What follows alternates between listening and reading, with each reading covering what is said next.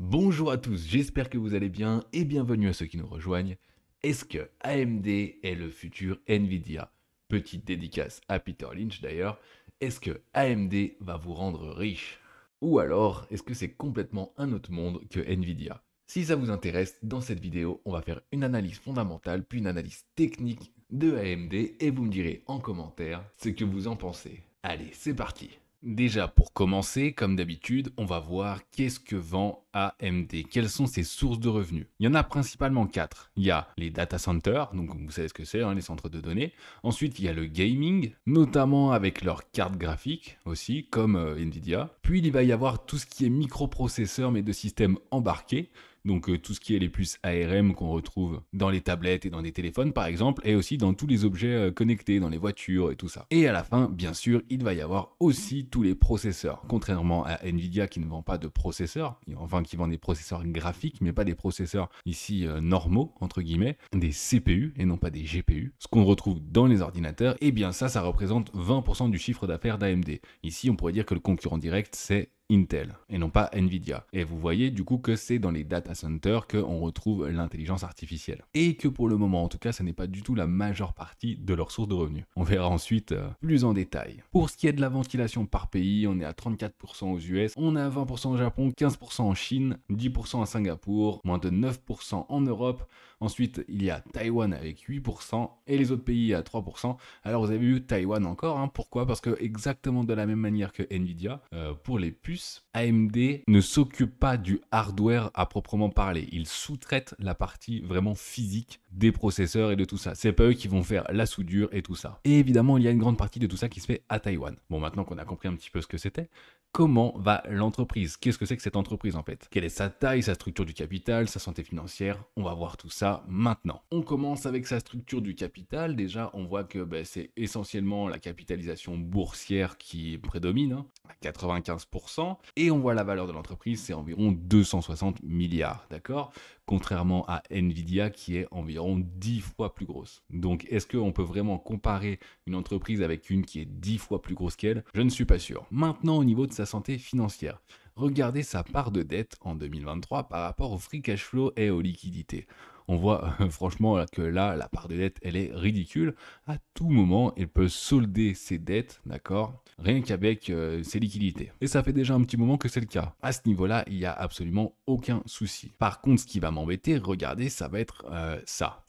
Le revenu. Et pas forcément que le revenu, parce que si on regarde le revenu, on voit qu'il y a une bonne croissance. Bon, ça a descendu un petit peu en 2023, alors que c'était vraiment la grande mode de l'intelligence artificielle. Donc une entreprise qui est vraiment dans le trend de l'intelligence artificielle, avec très peu de concurrents, elle ne devrait pas avoir un revenu qui baisse. Et surtout, regardez bien, elle ne devrait pas avoir un revenu net qui baisse à ce point-là.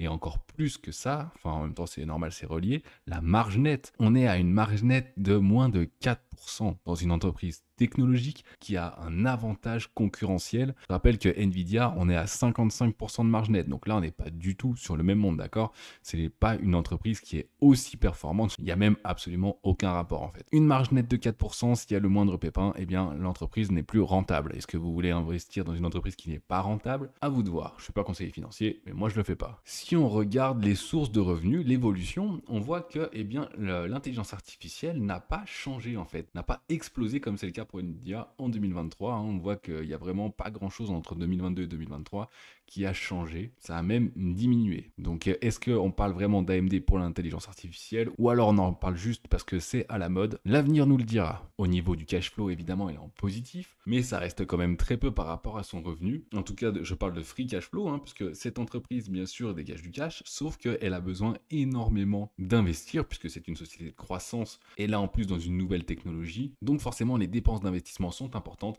et on voit que le free cash flow est vraiment pas bon. Maintenant, on se tourne pour les actionnaires, on voit le nombre d'actions en circulation. Nous, ce qu'on aimerait bien, c'est que ça descende. Eh bien non, évidemment, là, ce n'est pas le cas, ça augmente.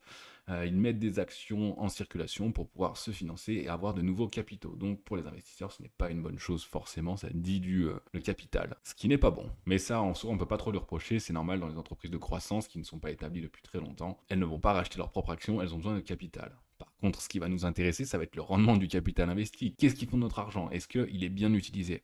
Et bien là, hein, on peut le voir très rapidement, hein, 1,92% de rendement, c'est absolument pas bon, hein. Autant dire même que c'est négatif, hein. Par exemple, Nvidia, on était à plus de 80%, Apple, on est à plus de 120%.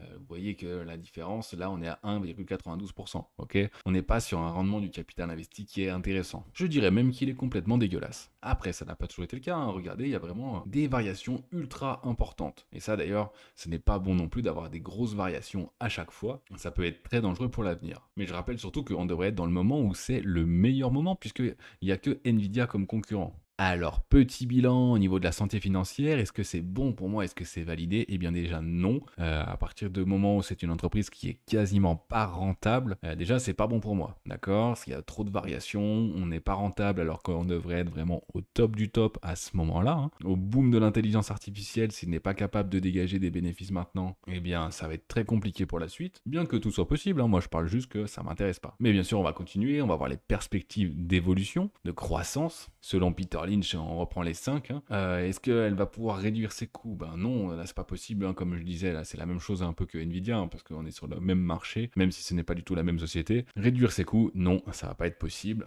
En tout cas pas à court terme, les matières premières flambent, donc absolument pas. Augmenter ses prix, bah oui, là par contre ils vont pouvoir augmenter, mais à condition que, eh bien, ce qu'ils vendent fonctionne. Donc ça, et les deux autres points, c'est vraiment ce qui va pouvoir faire que l'entreprise va croître. On va voir conquérir de nouveaux marchés, là évidemment avec l'IA. C'est pas une surprise, même si on voit que c'est pas si évident que ça finalement pour eux. Augmenter les volumes de l'existant, eh bien oui également. Surtout justement sur ce secteur de l'IA qui commence à être développé, parce qu'au final, les ordinateurs, il y en a de moins en moins qui sont vendus. Donc toutes ces puces d'ordinateurs où ils étaient vraiment très bons, eh bien ça diminue. Il y a justement des baisses de volume. Et après, bah, tout ce qui est système embarqué et tout, et les objets connectés, ça évidemment, il y en a de plus en plus. Donc à chaque fois, il faut des petites puces et tout. Donc là, oui, ça d'accord, ça c'est au top. Et d'ailleurs, ça marche bien. Et d'ailleurs, moi, dans l'ordinateur avec lequel je suis en train de tourner cette vidéo, j'ai également un processeur AMD qui marche très très bien. Et ensuite, le dernier point, redressement ou vente d'une filiale non rentable. Alors j'ai mis non, en tout cas pour le moment, parce que pour le moment, ce qu'ils font est rentable. Mais on verra bien sûr ensuite par la suite tout ce qu'ils vont essayer de sortir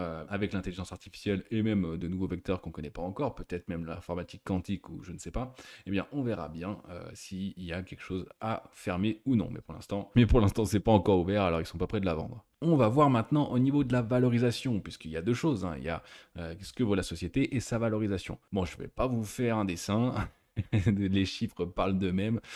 Ici, on est sur un price earning à 245, c'est-à-dire qu'avec les revenus d'aujourd'hui, il faut 245 ans, je vais le redire, il faut 245 ans, d'accord, de revenus, de bénéfices pour, eh bien, rembourser le prix de l'action. Sachant qu'au-dessus de 30, c'est beaucoup, alors 245, voilà. Même si on considère la croissance, donc la croissance de ces dernières années qu'il y a eu avec le boom de l'intelligence artificielle, on est à un PEG, donc un Price Earning to Growth, de quasiment 10. Ok, donc c'est pareil, quand c'est au-dessus de 1, c'est déjà survalorisé. Donc là, 10, j'en parle même pas. Et le price sur free cash flow, bah, c'est pareil, hein, 232, c'est même pas des valorisations. Là, on est complètement en dehors des clous. Il y a même peu de clous là. Ce qui va m'intéresser aussi, c'est de voir l'évolution, parce qu'on voit que c'est une entreprise qui a déjà été complètement surévaluée plusieurs fois, hein. Bon, surtout si on regarde le PER, parce qu'après le ratio sur flux de trésorerie, comme ils ont eu des free cash flow négatifs, forcément ça fait des valeurs monstrueuses, hein, parce que là il est quand même positif. Très faible mais positif. Mais au niveau déjà des ratios cours-bénéfices, hein, on est déjà extrêmement élevé. On a eu déjà plus de 200 plusieurs fois. Bon, par contre, vous voyez la différence, c'est 250, 50, 150, 45. Bon, c'est complètement aléatoire. Mais de toute façon, on va voir ça juste ensuite sur l'analyse avec Ishimoku et voir un petit peu justement l'évolution des cours. La mini-conclusion du point de la valorisation, est-ce que c'est bien? Eh ben non, moi j'achète pas ça, faites ce que vous voulez. Une entreprise qui n'est pas rentable et qui est valorisée super cher, pourquoi investir dedans? Même si d'accord, il y a l'intelligence artificielle qui peut faire changer la donne. Pour moi, ce n'est pas bon du tout. En plus, on est dans un moment où il risque d'y avoir une baisse des taux. Donc à court terme, ça veut dire que le marché n'est pas en forme. Donc il risque d'y avoir une chute des valorisations. Et ça, ce sera les premières à décéder, à tomber en flèche. Ce qui serait complètement normal. On va donc faire notre petite analyse avec Ishimoku. On va faire ça avec trois choses, le court terme, le moyen terme et le long terme. Mais évidemment, ce qui nous intéresse, nous, c'est plutôt le long terme. En tout cas, le moyen long terme. Allez, on voit ça. Alors, pour commencer avec le court terme, vous voyez déjà qu'on a une énorme chute, hein, entre mars et maintenant, quasiment 40% de valorisation de perdu, mais c'est en fait après l'annonce des résultats, et vous voyez qu'on est passé carrément dans une tendance baissière. Ici, on a le petit nuage qui va être notre résistance à court terme, et qui à mon avis d'ailleurs, on va pas du tout le transpercer, on va aller rebondir dessus pour repartir vers le bas. Mais évidemment, c'est bien sûr que des statistiques, hein, ne prenez pas ça pour argent comptant. Pour moi, on est parti sur une tendance baissière, hein, d'accord. On va aller maintenant à moyen terme. Quand on regarde à moyen terme, on est quand même sur une belle tendance haussière. Donc là, on est en weekly, hein, en semaine.